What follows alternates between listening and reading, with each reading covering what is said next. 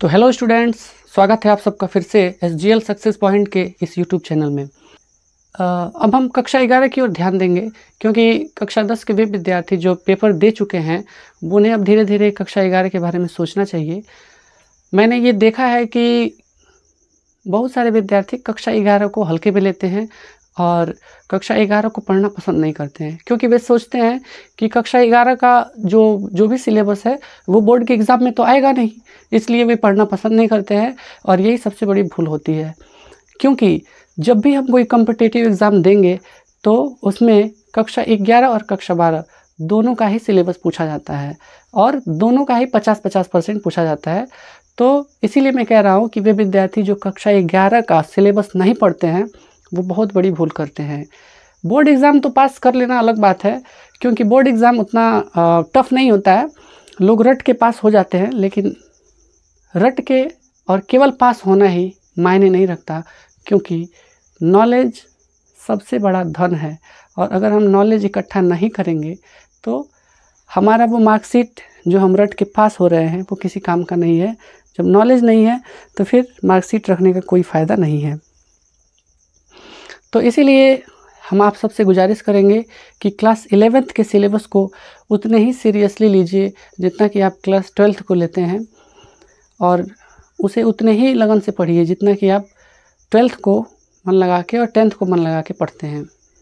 तो आइए बिना देरी किए हुए हम गणित के पहले चैप्टर को स्टार्ट करते हैं, जिसका नाम है समुच्चय सिद्धांत। समुच्चय सिद्धांत या इंग्लिश में इसे सेट थ्योरी भी कहते हैं। इसमें सबसे पहले हम परिभाषा देखेंगे कि डेफिनेशन ऑफ सेट क्या होता है, फिर समुच्चय के अवयव को देखेंगे, समुच्चय के अवयव क्या होते हैं, और फिर कुछ उदाहरण देखेंगे। तो आइए शुरू करते हैं। सबसे पहले समुच्चय की परिभाषा। समुच्चय की परिभाषा जानने से पहले हमें अपने समाज के बारे में जानना चाहिए, और हम समाज के बारे में बखूबी जानते हैं। हम अपने गांव में अक्सर देखते रहते हैं कि कुछ लोग एक जगह पे बैठ करके ये जो प्लेइंग कार्ड है, यानी ताश कहते हैं इसको, ताश खेलते हैं। तो इसे सामान्य बोलचाल की भाषा में यानी हमारे गांव में इसे क्या कहा जाता है, ताश की गड्डी कहा जाता है। इसी प्रकार कल्पना करिए कि बहुत सारी भेड़ें एक रास्ते से जा रही हैं, या बहुत सारी गायें जो है चर के और वो घर की ओर जा रही हैं।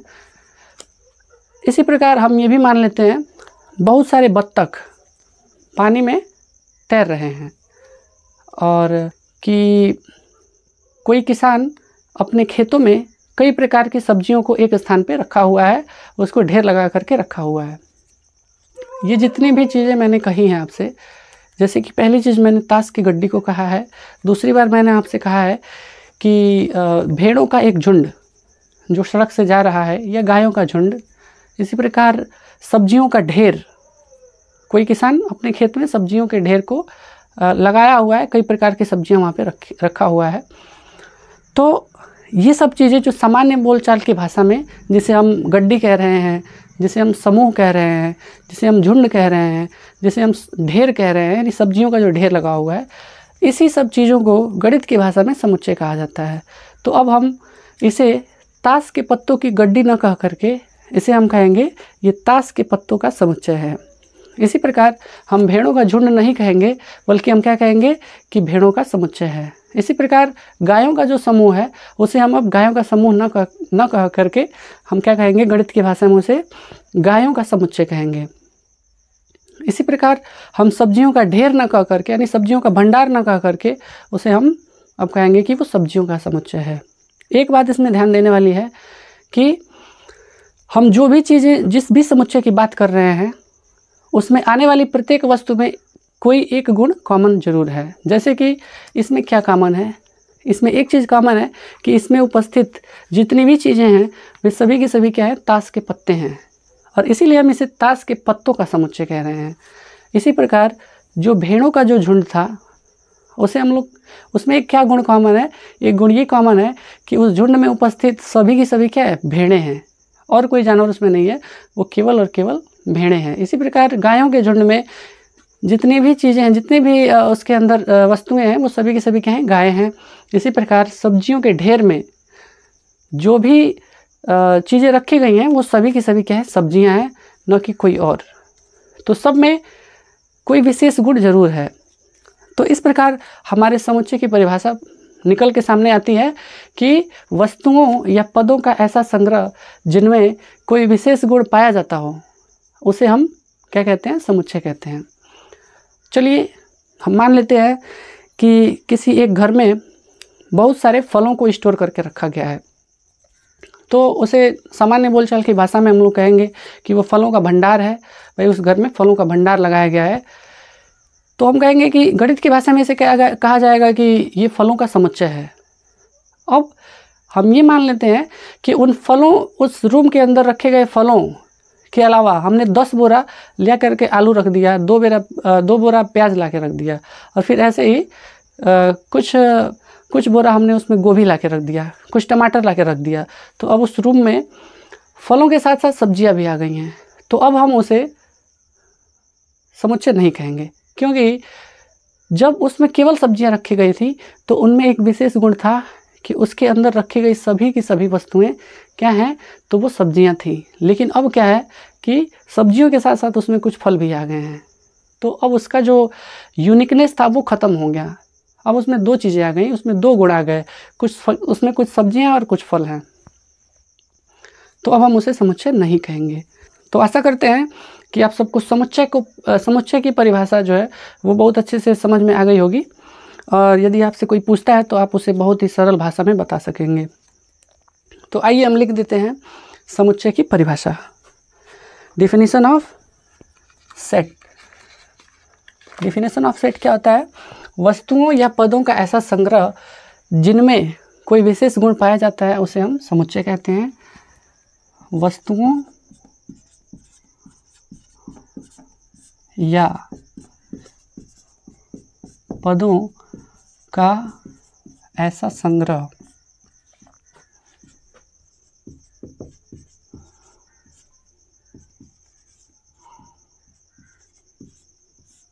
जिनमें कुछ विशेष गुण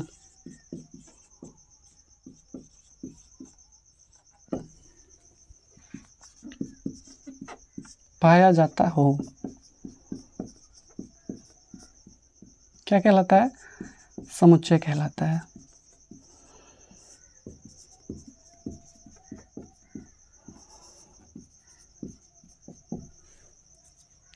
इसकी एक परिभाषा और है कि वस्तुओं या पदों के सुपरिभाषित संग्रह को सुपरिभाषित, इंग्लिश में इसे वेल डिफाइंड कहते हैं। वेल डिफाइंड कलेक्शन, सुपरिभाषित संग्रह,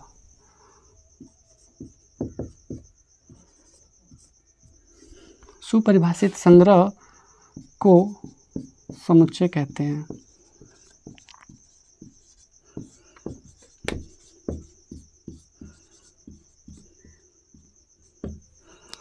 ठीक है, वस्तुओं या पदों के सुपरिभाषित संग्रह को हम क्या कहते हैं? समुच्चय कहते हैं।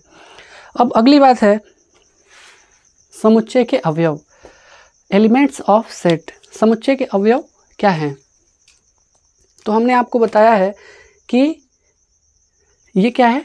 ताश के पत्तों की गड्डी नहीं, अब ये ताश के पत्तों का क्या है? समुच्चय है। इसमें प्रत्येक वस्तु क्या है? ताश का एक पत्ता है। इसमें प्रत्येक वस्तु क्या है? ताश का एक पत्ता है। ये क्या है? बेगम है। तो ये बेगम जो है वो इस समुच्चय का एक एलिमेंट है। ठीक है, इसी प्रकार ये जो 5 है यानी पंजा जो है वो इस ताश के पत्तों के समुच्चय का एक क्या है? अवयव है, एक एलिमेंट है।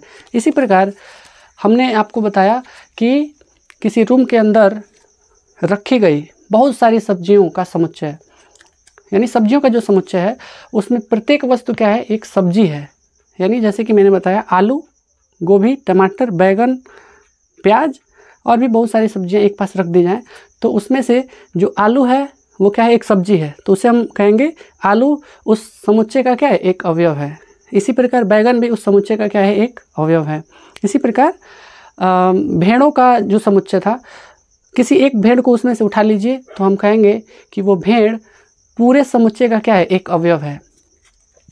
तो चलिए परिभाषा निकल के आती है कि समुच्चय में उपस्थित प्रत्येक वस्तु उस समुच्चय का क्या कहलाता है, अवयव कहलाता है, यानी इंग्लिश में उसे एलिमेंट्स कहते हैं। ठीक है, समुच्चय में उपस्थित प्रत्येक वस्तु उस समुच्चय का अवयव कहलाता है या एलिमेंट कहलाता है। तो इसकी परिभाषा भी हम लिख देते हैं। समुच्चय में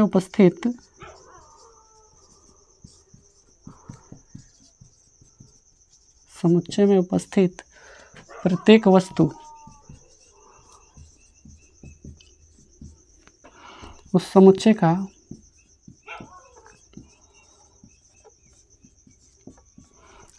का क्या कहलाता है, अवयव कहलाता है, अवयव कहलाता है।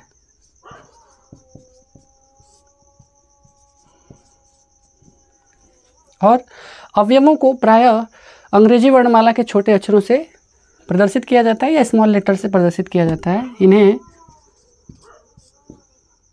Small letters LETTER small letters से प्रदर्शित किया जाता है।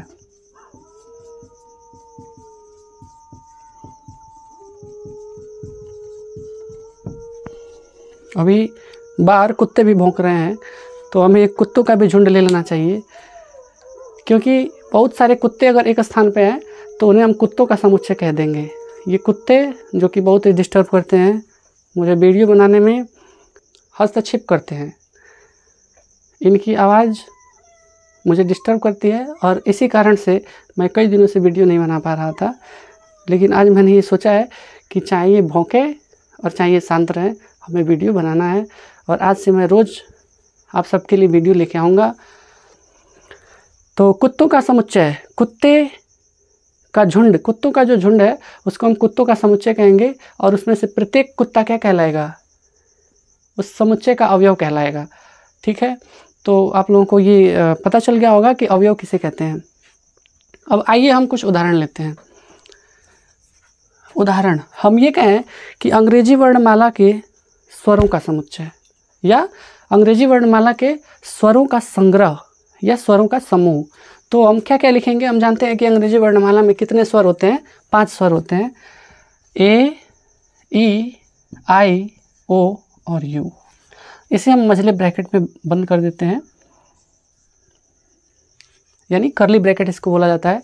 इसको करली ब्रैकेट में हमने बंद कर दिया और इसे हम लिख देते हैं स्वरों का समुच्चय, स्वरों का समुच्चय।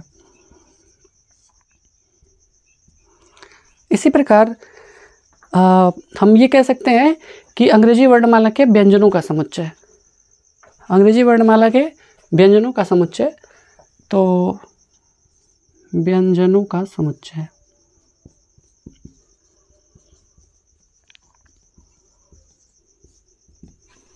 व्यंजनों का समुच्चय, व्यंजन क्या होते हैं, तो एक को छोड़ दीजिए, B, C, D, F, G, H, J, K, L, M, N, वो तो नहीं होगा, P, Q, R, S, T, V, W, X, Y और Z। तो ये क्या होगा, व्यंजनों का समुच्चय हो गया। ठीक है, इसी प्रकार हम ये कहें कि हिंदी वर्णमाला के स्वरों का समुच्चय, तो उसमें क्या क्या आएगा, अ, आ, ई, उ, ए, ओ, अंग, अह। तो ऐसे हम लिख सकते हैं। अब देखिए, ये जो समुच्चय है, स्वरों का जो समुच्चय है, अब इसके अवयव कौन कौन से हैं। ए जो है वो इस समुच्चय का अवयव है, ई भी क्या है, इस समुच्चय का अवयव है, आई भी इस समुच्चय का अवयव है, ओ भी क्या है, इस समुच्चय का अवयव है, और यू भी इस स्वरों के समुच्चय का एक अवयव है। इसी प्रकार इसका प्रत्येक लेटर है वो क्या है, व्यंजनों का समुच्चय, यानी व्यंजनों के समुच्चय का एक अवयव है, एक क्या है, एलिमेंट है। तो अब मुझे विश्वास है कि आप सबको समुच्चय और समुच्चय के अवयव, ये दो चीज़ें कंफर्म हो गई होंगी, क्योंकि ये चीज़ें अपने समाज से ही जुड़ी हैं। अगर हम समाज में रहते हैं तो इन सब चीज़ों को हम हमेशा देखते रहते हैं और ये सब चीज़ें हमारे सामने होती रहती हैं। तो इस तरह से हमें गणित को समाज से जोड़ करके पढ़ना चाहिए, क्योंकि गणित के बिना कोई भी समाज संभव नहीं है। क्योंकि गणित नहीं रहेगी तो हम चीज़ों को गिन नहीं पाएंगे, और गिन नहीं पाएंगे तो सारी चीज़ें अस्त व्यस्त हो जाएंगी। इस तरह से गणित का होना बहुत ही ज़रूरी है। गणित से ही समाज है और समाज ही गणित है। अब हम ये देखेंगे कि समुच्चय को डिनोट कैसे किया जाता है, या उसका नोटेशन कैसे किया जाता है, समुच्चय को सांकेतिक भाषा में कैसे लिखा जाता है। तो अंग्रेजी वर्णमाला के बड़े अक्षरों का उपयोग किया जाता है किसी भी समुच्चय को संकेत देने के लिए, उसका नाम देने के लिए हमें अंग्रेजी वर्णमाला के बड़े अक्षरों का ही प्रयोग किया जाता है। जैसे कि capital A, capital B, capital C. अगर कैपिटल ए, कैपिटल बी वगैरह कुछ भी लिखा गया है कैपिटल लेटर में, तो हम ये समझेंगे कि वो एक क्या है, समुच्चय है। जैसे हम ये लिख दें कि 2 से लेकर के 10 तक के सम संख्याओं का समुच्चय, तो इसे हमें डिनोट करना होगा, इस समुच्चय का हमें नाम देना होगा। तो हम अंग्रेजी वर्णमाला के किसी न किसी बड़े लेटर का हम लोग यूज़ करेंगे। तो चलिए हम ये मान लेते हैं कि ये कैपिटल ए है। हमने अपने मन से ये मान लिया कि उस समुच्चय का जो नाम है वो कैपिटल ए है। अंग्रेजी वर्णमाला के किसी भी अक्षर का उपयोग किया जा सकता है। तो हमारा प्रश्न क्या था कि 2 से लेकर के 10 तक की सम संख्याओं का समुच्चय। तो इस ब्रैकेट के अंदर हम उन्हीं संख्याओं को लिखेंगे जो 2 से 10 तक हैं, और वो सभी के सभी क्या होने चाहिए, सम संख्याएं होनी चाहिए। तो चलिए 2, 4, 6, 8 और 10, इस प्रकार हमारा ये समुच्चय पूरा हो गया। इसी प्रकार हम ये लिख दें कि 1 से लेकर के 10 तक के विषम संख्याओं का समुच्चय। तो चलिए हम इसे b मान लेते हैं। b = 1, 3, 5, 7, 9। 1 से और 10 तक कितनी विषम संख्याएं हैं, 1, 2, 3, 4, 5। तो इस तरह से ये हमारा दूसरा समुच्चय हो गया। इसी प्रकार हम ये कह दें कि ताश के पत्तों में यानी ताश के पत्तों के समुच्चय में आने वाले लाल रंग के पत्तों का समुच्चय। तो लाल रंग के कितने पत्ते होते हैं, तो 26 पत्ते होते हैं। लाल रंग के 26 पत्ते होते हैं। तो हमें कैसे लिखना होगा, इसको हम चलिए सी मान लेते हैं।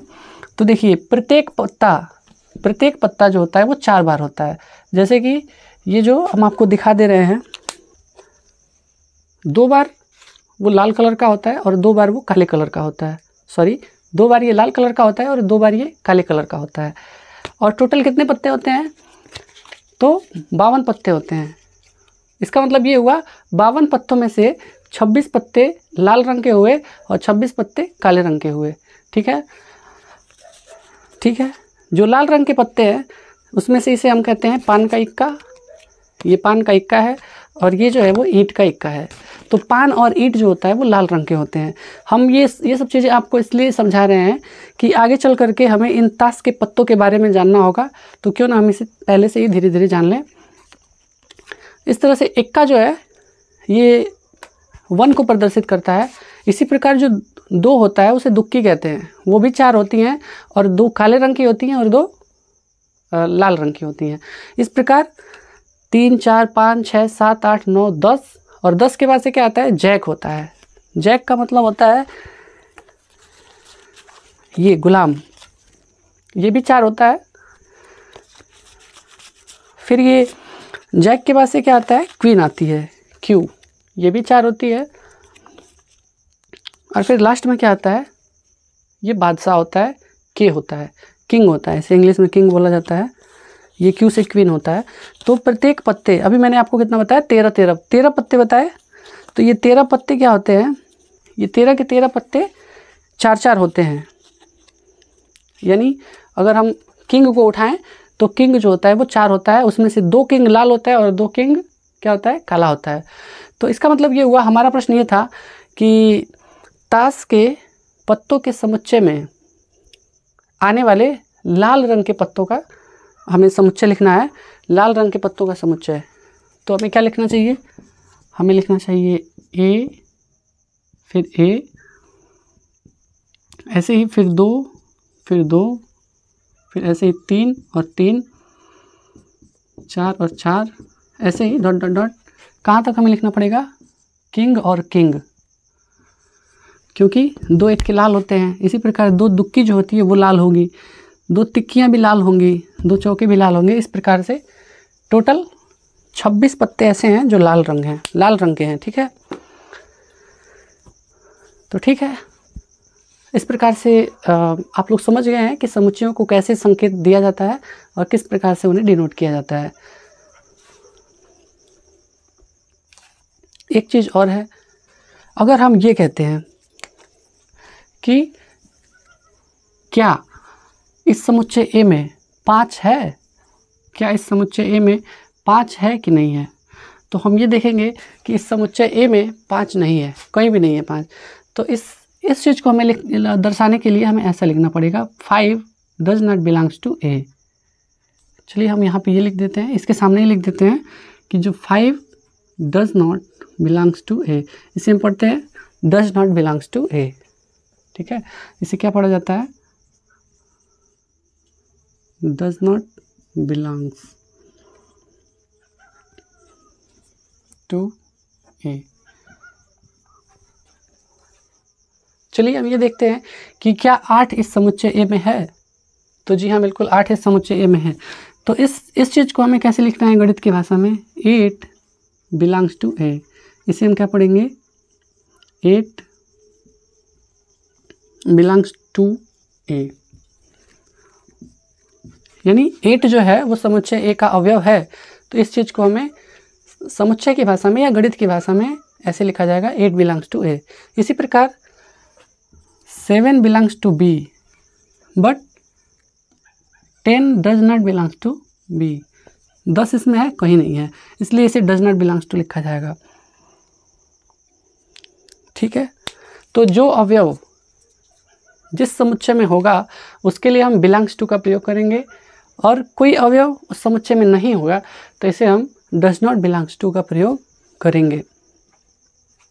तो ये चीज़ें होती हैं समुच्चय के बारे में, काफ़ी आसान होता है, इसे सीखना बहुत ही ज़रूरी है, क्योंकि हमें समुच्चय पढ़ना है, समुच्चय के बेसिस पे संबंध पढ़ना है, और संबंध के बेसिस पे हमें फलन पढ़ना है, और फलन ही पूरे गणित का क्या है, एक प्रारूप है। पूरी गणित एक प्रकार की फलन है, फलन पे ही सारी गणित चलती है। तो उसके बेस यानी हमें समुच्चय को जानना बहुत ही ज़रूरी है, और इतना कठिन भी नहीं है कि इसे हम ना जान पाएँ, बहुत ही आसान होता है। तो आशा करते हैं कि आप सबको ये वीडियो ज़रूर ही पसंद आया होगा। अगर ये वीडियो आपको पसंद आया हो, थोड़ी सी भी हेल्प आपको मिली हो इस वीडियो से, तो इस चैनल को ज़रूर सब्सक्राइब करिए, वीडियो को लाइक करिए, शेयर करिए, और अपने दोस्तों के साथ भी, अपने दोस्तों को भी बताइए कि जल्द से जल्द इस चैनल को सब्सक्राइब करें, ताकि मेरा उत्साह बढ़े।